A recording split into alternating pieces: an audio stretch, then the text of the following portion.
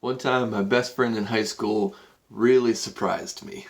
I'd known this kid for years. I mean, we went to elementary school together, we went to middle school together, and there we are sitting in like ninth or 10th grade, and my friend tells me, well, he didn't tell me, he showed me. We were kind of wrestling around one day at somebody's house. There was a party, and we were there, and we're trying to get this guy on the ground. We're trying to wrestle him, and it's like supernatural. There's four or five guys all trying to tackle him at once, and as soon as we come at him, he's just like pew, like that, and he gets away from us, and we're all trying at the same time. This dude, you gotta understand, this dude weighed at the time like 120 pounds. Like, he's not a big guy, but we cannot get him on the ground. It was amazing, and at the end, we learned that he had actually been practicing this really specific style of martial arts for several years. And so every time we took a swing at him, or every time we tried to tackle him, he was like, pow! He knew just what to do. And we learned something about him that day. And all of a sudden, we like respected him way more. And we tried to tackle him way more. Because it's like, okay, now we have a new challenge. We never could. We never could. He was too quick. But that kind of brings me to my question for today. How well do we really know people? How well do we really know even our best friends? Here's the thing that happens. We have a story that we project to people. We have a story that we have in mind when we think about people. When I thought about my friend, I thought, he loves Star Wars. He's a little bit nerdy. That's what we have in common. He's a musician. He's funny. These labels that kind of summed him up in my mind. But I didn't know that there was a whole other part of the backstory of my friend. I didn't know that his uncle had been like a super secret military guy and knew all of these martial arts, and how he had this special relationship with my friend, his nephew, and they trained together, and he taught him all of this cool martial arts stuff. I didn't know that about him. I didn't know that part of his backstory. I didn't know about the fact that he thought of himself as kind of a smaller type of a guy, which he kind of was. So he wanted to learn how to defend himself and how to maneuver his body in a way that he could still be strong and take anybody. I didn't know that until the time came where it just came up naturally. See, I looked at my friend according to the labels that I had in my mind. I just saw the Instagram story version of who he was. I didn't know the backstory. You familiar with the word backstory? I think everybody has a backstory, right? We know the way people are. We don't often know how they got that way. That's the backstory. Like any superhero movie, they get their powers and they're fighting crime, but you need to know the backstory, how they got to be who they are. Maybe there's something that happened to them. There was a crisis in their childhood, and Spider-Man got bit by the spider, and Batman, his parents were murdered, and he had this whole thing with anger and fear, and that propelled him to be a superhero. The backstory. Do we know the backstory of people in our lives? See, we all have one, and a lot of times we wish other people would know more about the backstory of our lives. Maybe we wish that teachers would understand more of our backstory. Maybe they would be less harsh with us because we've struggled with anxiety, and maybe they would put less pressure on us if they knew that we'd been diagnosed at a young age with a certain type of disability or something. Or maybe if they just could understand what we were going through in our life outside of school, that part of our backstory, maybe they would be less intense with us and more understanding. Or maybe, we've wished that with our parents. Our parents are our coaches, our bosses. Maybe we wish that they would just understand more about what we're actually going through behind the scenes, and not just look at us in the context of the classroom or the workplace or the dinner table at home. We wish other people would know more about our backstory. But the ironic thing is, I think all of us wish that more people understood our backstory. But often we don't understand other people's backstory, because we're all kind of living so fast, you got to get stuff done. We only have so much time in the day. We got to get all of our chores done. We got to get our schoolwork done.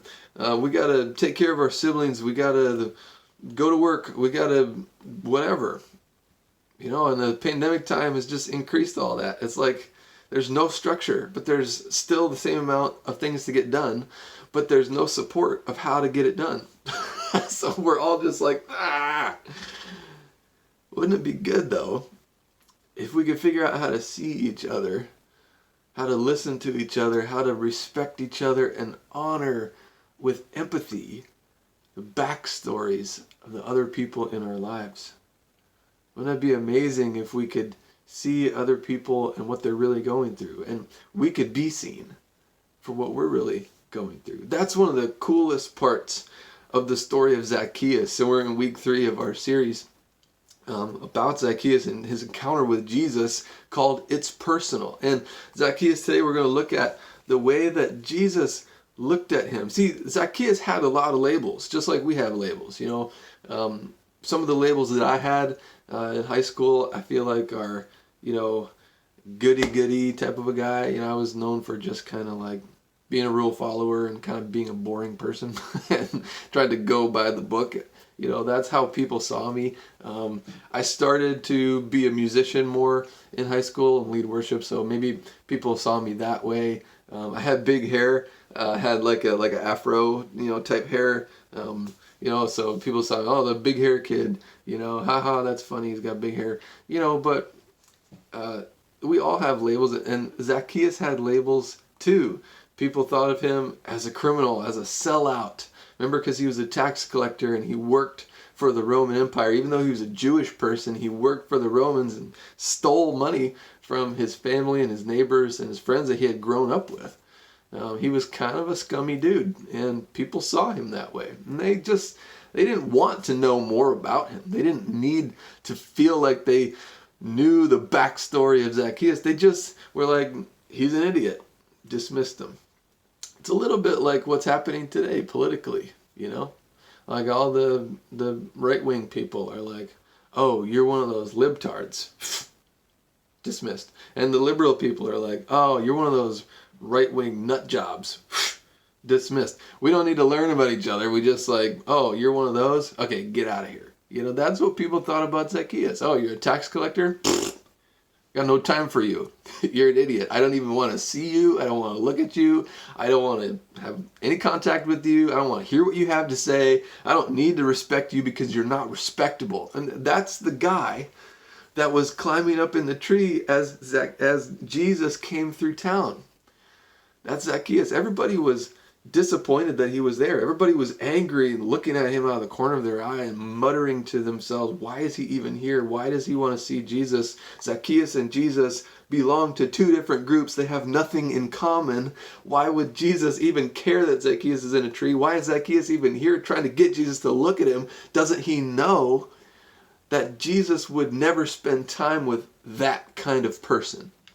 That's what everybody thought about Zacchaeus. But when Jesus passed under the tree, he shook up everybody's day, and he shook up everybody's categories by looking up in the tree, calling Zacchaeus by name, and inviting himself to eat at Zacchaeus' house. That's what he said. He goes under the tree and says, Zacchaeus, come down from the tree. I'm going to go to dinner at your house today. And in Luke 19, we can read about that. And some of us, we read that, you go, aren't you supposed to not invite yourself to people's houses? That's weird. I don't know if your mom told you that, but my mom taught me that. Don't invite yourself over. That's rude. Well, actually, for Zacchaeus, this would have been a great honor. Back in the day, to go and share a meal at somebody's house was a gesture of friendship. So Jesus is basically saying, Zacchaeus, I'm cool with you. These people aren't, but I am. I can see that you're still a person. I can see that you're not a lost cause. I can see that you're not just the labels that everybody thinks you are. And I hope that's good news for you, because Jesus can see you for more than your labels. You are more than your labels, even if no one else can see it. And God knows that about you. He knows that you're more than just the smart kid. He knows that you're more than just the musical kid. He knows that you're more than just the burnout kid who doesn't care about anything. He knows that you're more than that. There's more to your story. There's more to your backstory. Jesus can see you personally. And he saw Zacchaeus. He went over to Zacchaeus' house. He went into the house of a known criminal, a known extortionist, the scummiest guy in town. He went over to his house, had a meal with him.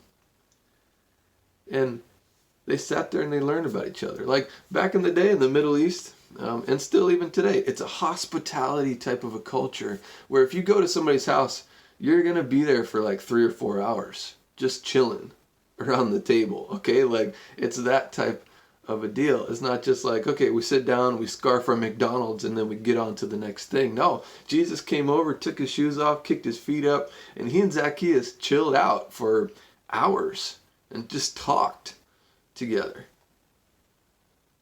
Isn't that cool? Jesus took the time to show Zacchaeus that he was willing to get to know him beyond all the labels that people had given Zacchaeus. Because here's the thing. Everybody could see that Zacchaeus was short. He was a tax collector and a sellout. He victimized people and he got rich by stealing other people's money. Everybody could see that, but not everybody could see that Zacchaeus actually wanted to change. He wanted to go above and beyond the person that he had been before, and he thought that Jesus could change his life.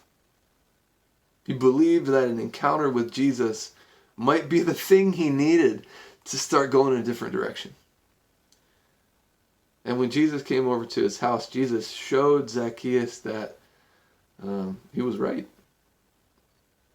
Jesus showed Zacchaeus that there is a chance for you to change.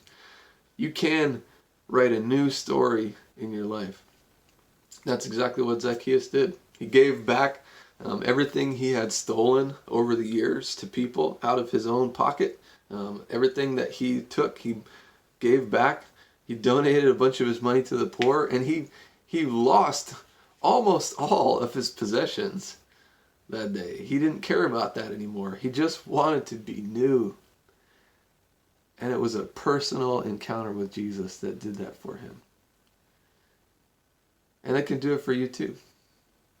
You know, in Christ with Jesus, it's personal because Jesus knows your story. He knows everything about your family and how they raised you and what you experienced as a kid, whether it was good or it was bad or whatever. He knows that. He knows how you've grown up. He knows how you developed skills and passions and abilities. He knows the places where you feel like you've been left behind and everybody else is a little bit better than you. He knows that. He knows where you're pretending and putting on a show, but really on the inside there's something totally different going on. He knows that. And so as we wrap up talking about Zacchaeus for today, I want to challenge you to 2 things. I want you to get real with Jesus about your story because he knows it anyway. When you pray, get real. You don't have to pray about like, oh, Jesus, please bless all the orphans and give us world peace. Amen. You know, like you can actually talk to Jesus about what's going on deep inside of you beyond what other people can see. Jesus can handle that. He already knows it and he just wants you to let it out to him. So get real with Jesus. That's my first challenge. And the second is get real with each other. Let's get real with each other. Let's get real with Jesus and let's get real with each other. Like, there are trusted people in your life. There are people who are trustworthy that want to hear more about your story. I'm one of them. If you feel like you got nobody else, talk to me, message me. I would love to hear more about what's going on in the backstory of your life that maybe you feel like nobody else really understands. Your small group leader is one of those people. Maybe other people in your small group are some of those people. Open up, get real this week with somebody about what's really going on. It's personal because Jesus knows your story. Just like Zacchaeus, maybe you need to just have a fresh start. Maybe there's something you need to get off your chest. Maybe there's something that you need to come clean about and get some forgiveness and move on. Maybe there's something that you're struggling with, a doubt or a frustration that is casting a shadow over your faith and you don't know what to do. You need to open up to somebody about that. Maybe this whole pandemic thing has called into question all of the plans that you had for your future because it ruined some of them. And now you're like, what do I do? Nobody knows how to help me. Nobody knows what I'm going through. Maybe for the first time you're failing classes and you've always thought of yourself as the smart kid and now you don't know how to think of yourself because your grades are kind of being ruined. Whatever it is, don't be afraid to get personal with Jesus, with other people. We want to be the kind of family that's here to help. We want to be the kind of family that Jesus started, where we see each other for what's really going on and we actually band together and help each other. So, I challenge you. Jesus knows your story. So get real with him. Get real with somebody else this week. If you got nobody else, I'm your man. Message me. I'd love to talk with you. Hey, love you guys. I'll talk to you soon.